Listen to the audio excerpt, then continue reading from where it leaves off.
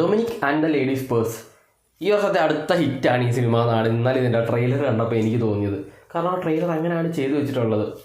Gautam വാസുദേവനാണ് direct ചെയ്തത്, Mammootty കമ്പനിയോട് produce ചെയ്തത്, മമ്മൂട്ടിയാണ് leading role ചെയ്യുന്നത്.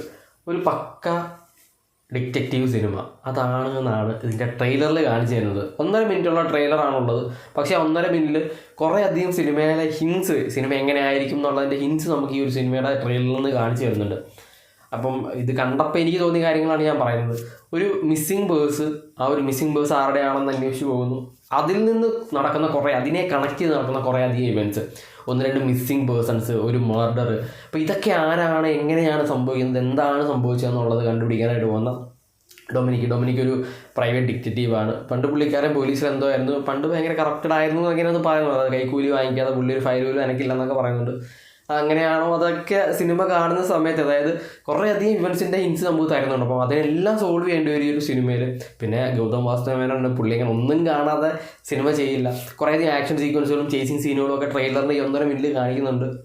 പിന്നെ ഇത്രയധികം ഇൻഫർമേഷൻസ് തരുന്നുണ്ട് എന്നുള്ളതാണ്. അപ്പം ഇത്രയും ഡീറ്റെയിൽഡ് ഇൻഫർമേഷൻസ് ഈ ഒരു ട്രെയിലർ തരുന്നുണ്ടെന്നുണ്ടെങ്കിൽ സിനിമയിൽ എന്തായിരിക്കും കാണിക്കാനായിട്ട് ഉദ്ദേശിക്കുന്നതെന്നുള്ള ഒരു ക്യൂരിയോസിറ്റി എനിക്ക് സ്റ്റില്ലുണ്ട്. അതിപ്പം ഞാൻ 1-2 വട്ടം ഈ ഒരു ട്രെയിലർ കണ്ടു നോക്കി എന്നുള്ളതാണ്. കാരണം അത്രയും ഉണ്ട് ഇതിനകത്ത് കണ്ടന്റുകൾ. നമ്മൾ ഓരോ വട്ടം കാണുമ്പോഴും നമുക്ക് ഓരോ പുതിയ ഇൻഫർമേഷൻസ് ഈ ഒരു ട്രെയിലറിൽ നിന്ന് കിട്ടുന്നുണ്ട് എന്നുള്ളതാണ്. പ്രത്യേകിച്ച് ഈ ഡിറ്റക്റ്റീവ് സിനിമകൾ കാണുന്നതിൻ്റെ പ്രത്യേകത അതാണ്. നമ്മളിങ്ങനെ ഓരോ വട്ടം ആ ഒരു ട്രെയിലർ കാണുമ്പോഴും നമുക്ക് ഓരോ എന്തെങ്കിലും പുതിയ എലമെൻറ്റ്സ് അതിൽ നിന്ന് കിട്ടും എന്നുള്ളതാണ് അതിനകത്ത് ഏറ്റവും ഒരു പ്രത്യേകത. ഈ ഒരു ട്രെയിലർ അങ്ങനെ തന്നെയാണ് ചെയ്തു വെച്ചിട്ടുള്ളത്. ഗോകുൽ സുരേഷൊക്കെ സൈഡ് റോൾ ചെയ്ത്, വിജയ് ബാബു ഒക്കെ ഉണ്ട്. എന്തായാലും ഇതിനകത്ത് കുറേ അധികം ക്യാരക്ടേഴ്സിനെ കാണിക്കുന്നുണ്ട്. അപ്പം അതൊക്കെ എന്താണ്, എങ്ങനെയാണ്, ഇതെല്ലാം ഈ ഒരു പേഴ്സുമായിട്ട് എങ്ങനെ കണക്ട് ചെയ്തിരിക്കുന്നു എന്നുള്ള ഡോട്ട്സ് എല്ലാം നമ്മൾ കണക്ട് ചെയ്യേണ്ടി വരും സിനിമ കാണുന്ന സമയത്ത്. എന്തായാലും ആ ഒരു ട്രെയിലർ കണ്ടപ്പോൾ എനിക്ക് ഭയങ്കരമായിട്ട് ഇഷ്ടപ്പെട്ടു. അല്ലെങ്കിൽ ഒരു അടുത്ത ഹിറ്റ്, അടുത്തൊരു സൂപ്പർ ബ്ലോക്ക് ബസ്റ്റർ സിനിമയാണ് എന്നുള്ള ഒരു പ്രതീക്ഷ ഈ ഒരു ട്രെയിലറിൽ നിന്ന് കിട്ടിയിട്ടുണ്ട്. ഇനി എല്ലാ സിനിമ വരുമ്പോഴാണ് പറയാൻ പറ്റുന്നത്. നമ്മളിപ്പം നമ്മുടെ ഒരു ഇതാണ് പറയുന്നത്, പ്രതീക്ഷയെ പറ്റിയിട്ടാണ് പറയുന്നത്. ഇങ്ങനെ ആയിരുന്നാൽ നന്നായിരുന്നു എന്നാണ് പറയുന്നത്. ട്രെയിലർ കണ്ടപ്പം അതിൽ നിന്ന് കിട്ടിയ ആ ഒരു എക്സൈറ്റിംഗ് ഫാക്ടറിൽ നിന്നിട്ടാണ് നമ്മളിതെല്ലാം പറയുന്നത്.